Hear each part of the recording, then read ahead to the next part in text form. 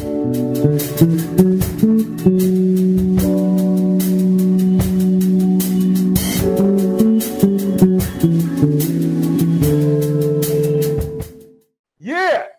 Now, yeah, like I said at the onset of the show, Miss Alia Ali. Yeah. Author extraordinaire. 12 years old, huh? Thank you for being here, Alia.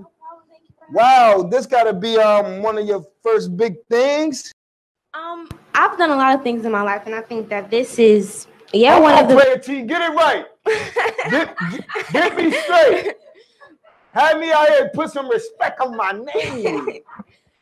Yeah, this book is definitely one of the milestones in my life. Yeah, because it's my first official book.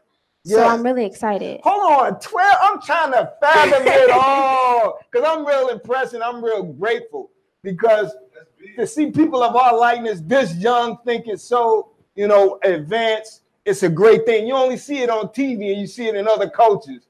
By the time we start catching up, you know what I mean? 12 years old usually is the Barbie dolls, though. You know what I mean? You're not that far removed. Did you? Your dad's the money coach, ain't? Okay, I can see that being tangible. Hold on, was it ever a time? Was it ever a time it was the Barbie doll game? For sure. Ooh, yeah. You should see my toy chest. Oh, you still got it? I still have it. Do you play with the toys? No, they're more for my sister, though. Okay. But see, we leaving childish things behind. You know what I'm saying? We on the growth spurt right here, and I ain't talking about physical. I'm talking about all mental right here. You know what I mean? Straight like that. Now, hold on, Alia. I mean, like I said, you could have stayed in the romper room era. You could have wanted to play and run along outside. What made you want to buckle down and become a writer? Well, I do a lot of things. I sing, I act, I dance, and I play the piano. Whoa! That was like 5 or 6 of them or something like that. I got to recount again. You sing. I dance. You dance. I act. Most importantly, acting. And then I play the piano also. So acting is one of your favorite passions out of all of them. Yes. Acting was my first and foremost. Before anything, I was an actress. I was an actress before I even knew what an actress was. Is that right? Yes. So what kind of acting was that, dude? You was acting out? Hold on. Were you the star of any drama plays in school or anything? Oh, I've done a lot of plays at school. And you did a lot of plays? Outside of school. Number 12. I've done a lot of plays. I've done a lot of things. That is so awesome. Go ahead. I recently, this summer, I did a production in Karamu. It was called Boundless Grace. Boundless Grace. And you did it at Karamu. Yes. Hold on. Let that sink in. The prestigious Karamu House. Yeah. That's world renowned. Big shout out to Terrence Spivey. Terrence Spivey was once the director. Cool brother, been down with us for a long time. But that's a prestigious place. When that opportunity presented itself to you, what did you think? Well, it was just such an honor because working with such prestigious people who are so amazing at what they do was just, I just took the time to enhance my abilities because they are just amazing. And Boundless Grace, well, it was about, I played Grace, which was the main character, and Grace was just a girl who her father wasn't included in her life, and so all her friends. You said her father was not included, okay. Right. And so all her friends, they would go out on Saturdays and go shopping with their fathers and stuff, but she didn't have that, and so because she was sad, she went to imagination, and she would get real life mixed up with imagination. And basically, the story is about her maturing and become more confident in herself and kind of separating what's real and what's not real. Yeah. And it also featured our roots, Africa, and it was a lot of African dances and a lot of African. Pretty much everybody in the play had to learn an African accent, so that was very interesting. Did you nail the part? I think I did. Okay. All right. Yeah. You did a wonderful job. Word, an hour and a half show. Well, let me ask you something, Alia. You said your character, you were the main character, and the character basically was fatherless, but you have your dad in your life. I do. So how were you able to channel yourself and bring that character to life and be believable? Well, for me personally, whenever I go whenever I do acting, I try to imagine myself in that specific position. I think that helps a lot because you kind of just like, I think that helps a lot because you already in the mindset that, okay, I have no father. And it's just being an actress. You know, I've played many roles where it wasn't necessarily me. Yeah. And that's just Did you talk to any of your friends about the role and maybe sought out friends that might have been in that predicament? Not really. No, you didn't? No. I probably gave you some tips right now. Not that you need many. Well, yeah. And my mentors, who my acting coach, he kind of just gave me a rundown. You know, he talked about stories about why fathers might leave their children, and it kind of hit me on an emotional level because I'm so blessed to have my father in my life. Right, and other kids don't have that. So I just had to, you know, take from what my mentor told me and just put that into the play. That sounds like a tearjerker. Did you have to produce fake tears? No. Okay, because I bet you that'd be kind of hard. I'm still challenged to do. I don't want no role where I gotta cry.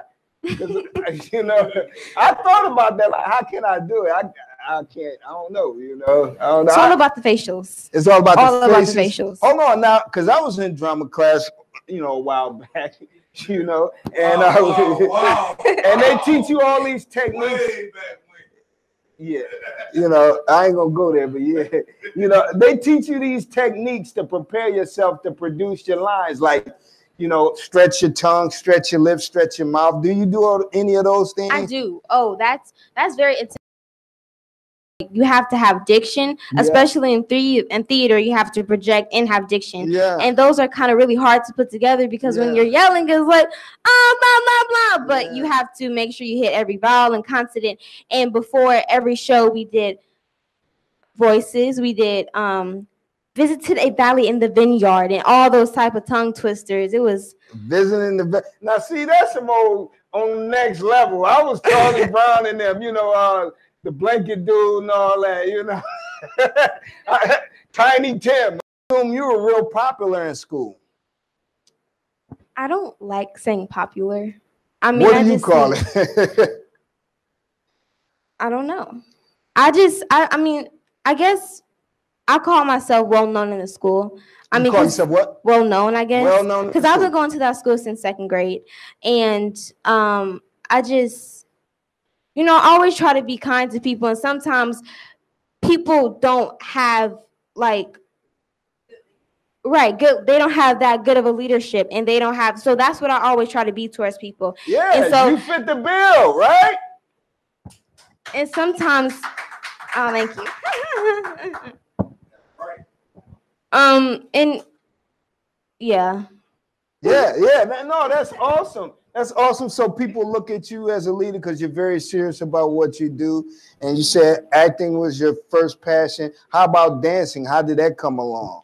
Well, actually, I was a horrible dancer. Keep it 100. Keep it 100, okay? You know 2 left feet. And I didn't want to go to dance because I was always scared of my dance instructor. And she's really, really, really Was she like a Debbie Allen type? Yes. Okay. I would definitely say so. But my mom, she put me in dance, and I'm so grateful. She must have seen something in you. I think it was more so, I mean, of course, she saw something in me. She wants you to keep that femininity, maybe? I think it was more so expanding my talent range because if you're good at acting, you can also be good at dance. And because in a way, those all kind of relate to each other because you're expressing yourself through all of it. When did you start gaining confidence in dancing? Well, it took a while. It definitely took a while. Woo! What, people were calling you and stuff like that? I mean, no, it's just to get the technique down, but dance is very challenging, you know. You can do all the dances, the kiki and all that stuff. Well, see, those type of dances I'm not really good at. Like modern dance, more classical dance. It's not my thing. You know, I do African, I do ballet. Okay, the real stuff, right? Cultural stuff, right? So my first official singing gig where I was singing in front of people, I did a pageant. And I was 8 years old. What kind of pageant? It was a National American Miss pageant. Miss America pageant? It was I mean, I don't think it was It was Miss a America. beauty pageant? It was a beauty pageant. I'm sorry. It was a Were beauty you pageant. It which is for the younger, right. adolescents. Miss America is for older. Okay, right. So the youth. Were you a contestant? I was a contestant. Wow, that's awesome. Like, how? Give her a mic, please. I'm sorry. Wow. So okay, so you were a part of this pageant, NAM. Yes. And that's basically a youth Miss America, basically. How did you get introduced to the pageant? Did your parents push it on you? Did you find out about it? Some older mentors brought it to your family. How did it go? Well, my older cousin, Aaron Mason, is big on pageants. He did a lot of pageants growing up, and that's kind of what inspired me to do it. And my parents never really pushed me to do anything. If I wanted to do something, it was always my wanting, you know, and they always supporting me through thick and thin. And that's my cousin Aaron was definitely an inspiration for me, and the whole reason why he was like, pageants. "Come on, Aaliyah, you come on now, come on, you can do this too." Right. Yeah. And I did the pageant for exposure, you know, performing in bigger audience, you know, just to get used to it, because it was 2 days, and I was up at 8 a.m. back in the hotel at 11 p.m. So it was just a lot. Did you have to wear a lot of outfits and clothes? Yes. In that pageantry and stuff? And I'm so beautiful stuff. Beautiful stuff. Of Were course. you able to keep some of the stuff or what? Yes, I was. You still got some of it? I do in my closet. Yeah, yeah, that's real dope. You got a bunch of pictures and all that. I do. You gonna frame them in a minute, huh? Right. That's dope. What place did you come in the pageant? You remember? I came in the top. I think it was top 80. That's like America's Next Top type stuff. Woo! The top. Anything with the top, I'm cool. You cool with that, the top. You know what I'm saying? You can live with the top, you know? You ain't got to be number one, the top. You know, because that's all, you know, that's in personal, you know, people's personal belief anyway. But that's real great. A pageant, you were able to sing at it and get exposure. What kind of lessons did you take from that experience with you into what you got going on now? Well, I'm always used to winning, you know. Oh! And see, we needed Bud here tonight. He would have loved to hear that. 12 years old. I gotta keep the winners around me. Don't start hating now, y'all. Don't start hating. I like that. Go ahead. Where you get that from? That mindset, the winning mindset? My father. Of course. Of course. Instilled into you. Right. But one thing I took away from that was that you're not going to always win, no matter how hard you might work towards something. But there is always something positive that is going to come out from you working hard, because, you know, hard work is everything. Yeah. And this woman can run. This young woman can run for president in about 10 years, huh? What? Great job, y'all. Great job. I'm sorry, I didn't mean to interrupt you. No. And that was the main lesson I learned from that. Okay. And I did it again. I still didn't win, but I became more confident within myself, and I think that was definitely a confidence booster for me, even though I didn't win. But it was still something that I can just like, okay, Aaliyah. Yeah. You know? Yeah. Well, Aaliyah, it seems like you're a young, maturing preteen, and you're looking to go into your teenage years, the impressionable years, but you got a great foundation to start with. Do you share your aura and your vibe with your friends and, you know, try to have your friends level up, or what? Definitely, because one thing I always try to keep in mind is treat people how you want to be treated. Sure. And because I try to talk about the UMADOP and how you help the girls at the UMADOP. Oh, okay. So Say what? Okay, so it's this organization in Lorraine. It's called the UMADOP. It stands for Urban Minority Alcoholism Drug Abuse Outreach Program.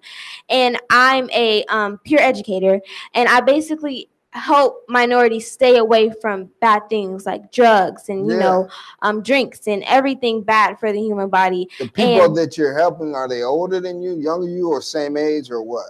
It's all of them, I would like to say.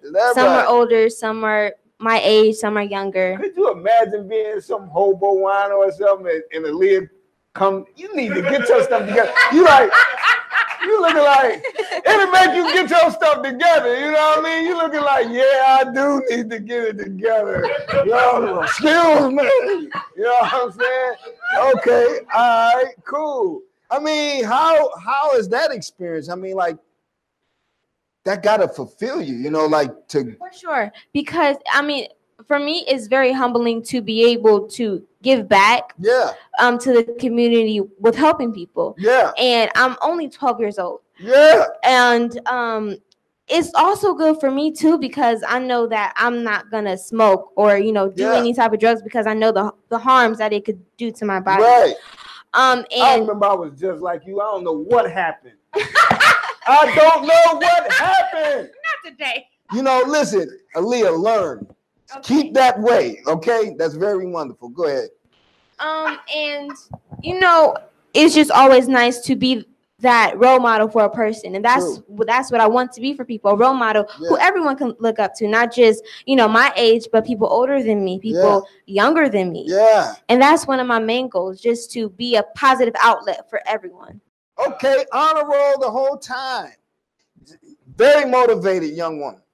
That's who you are. Doing it big. Huh? Very, very motivated. So tell me, what motivates you to have this fire to just blossom and bloom like this? Well, I know that academics always come first, no matter what you're doing. Like academics always come first, and I know that. I just knew that if I was gonna go into acting or singing or dancing, that I have to have my schoolwork finished, because I think that education is one of the most important things. Yeah. And what just motivated me to do that was that, okay, I'm talented. I need to be academically talented too. Yeah. And so that was really my motivation, just to prove to myself that I could do both. And then I told her, you ain't gonna be able to act until you read first. Okay. Yeah, all right, we back. Playa-T, that's me, Hollywood in the hood. Yeah, doing it really big. Y'all see who I got with me, but if you're still sleeping, I got author extraordinaire, Alia Ali. Alia. And she got help right here from my old man right here. Right. I mean that affectionately.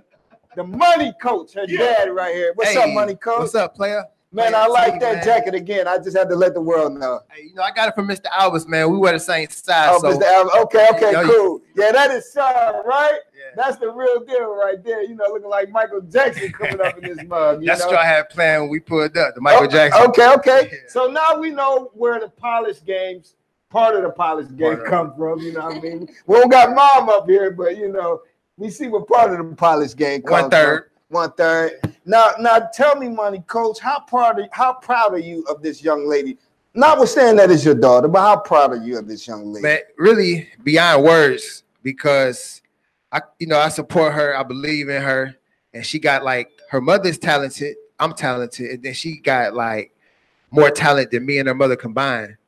when I was 12, I was writing raps when I was 12, but I wasn't where she at, right? Right. And every show I go to, I cry. It'd be tears of joy. But when she played the piano, the last one I was at, he's playing the piano, the African dancing at your school, I was crying. Tears, wow. So it's a blessing. It's the biggest blessing a man can ask for. Now your wife says she noticed the star qualities in your daughter at round 2, drawing stickmen. Yeah. Did you notice some of these same things? Well, I knew what it was when she came up with the name for Aaliyah. When she said the name, I just already knew the fire that was going to have. And then, like I said, her mother got so much talent.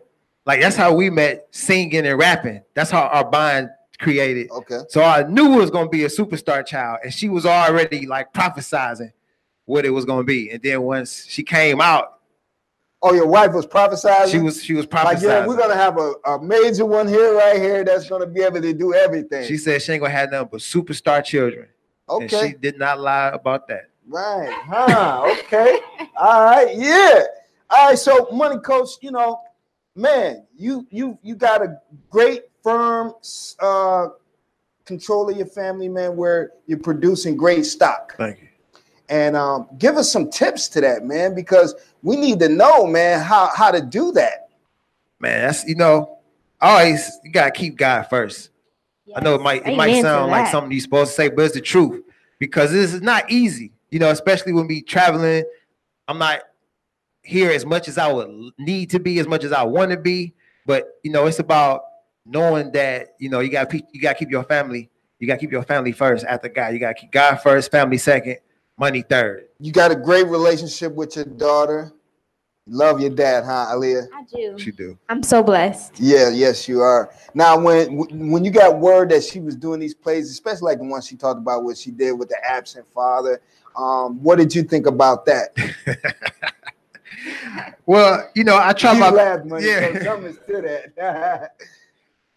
When I seen that monologue you did, and it was about her father not being around, right? Okay. The one that you did the different characters. You know what I'm talking about? No. The one your mother paid $100 to do. Oh, okay. I know what yeah, you mean. that one. Yeah. And you know, like I said, it costs to be the boss, and I'm constantly trying to be a better dad all the time. Yes. And sometimes I'm not there to be who, you know, to be there. So it come from, I'm not even gonna fake the funk. I know part of that can come from a real place. You know what I'm saying? Yeah. So it's more me being there than not being there, but I know she can grab a piece of that. Like, well, my dad didn't come to this show, or you know, so yeah. It make me step my game up. Okay. You seen the stuff, you seen her acting, and it touched a place in you where it's like where you said, well, it's some kind of reality in there. Yeah. Because I am out and about trying to do what I have to do for my family, and sometimes I'm not always at every event. Excuse me, I'm trying to sneeze. I'm not always at every event. So, you know, yeah. Now, some parents get overzealous when they got a child prodigy. You know, like especially in the sporting world. You know, what prevented you and your wife from going that route? Because it didn't happen, because Aaliyah confirmed it already that you don't push her to do anything. Yeah. But you could have been like that, seeing that she has a great head on her shoulders and she has the wherewithal to be anything she wants to be. Right. So, you know, what prevented you from being excessive and pushing exactly your agenda? Man, that's a good question. You can answer. Give her a mic, please. Okay, well, let him answer, and you can add on if you want to come up. What'd you say? Well, I'm gonna give you my answer first. Yes, sir. My answer was inspired by my mother, because my mother, she believed in my talents as a youngin', and she just motivated and pushed me to be the best me I could be. She let me be myself.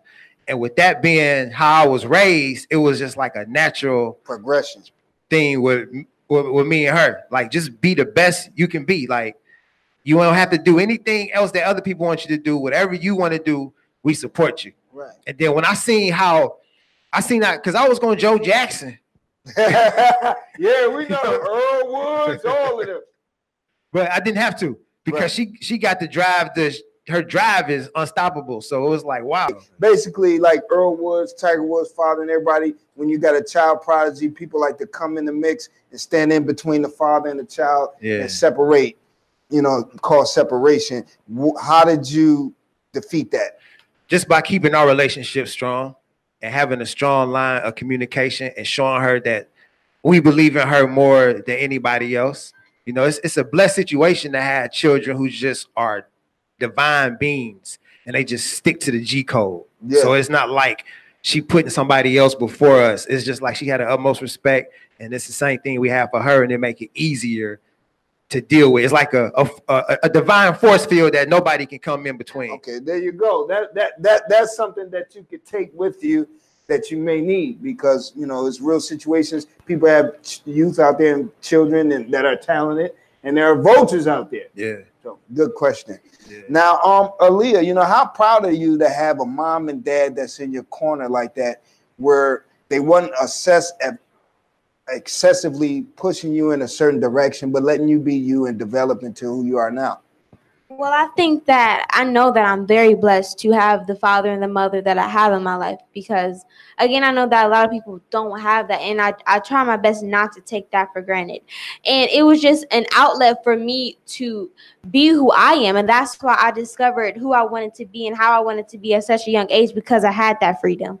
Yeah. And it just helped me become the person I am today. Yeah, and fast forwarding to today, you're this writer to where now you're an author of a book at 12 years old. ABCs of success.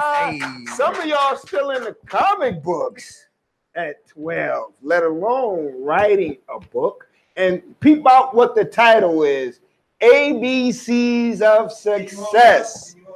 Here, let me hold it up. Oh, you got it. That's a prototype. Prototype. Okay, that's cool. Work in progress. Yes. Okay, now, Aaliyah, without giving your book away, because I know you want to sell it, basically, what are you talking about in the book? The book, I'm talking about having the right mindset towards everything you do, because I think that no matter how life goes, I think having the right mindset can take you far.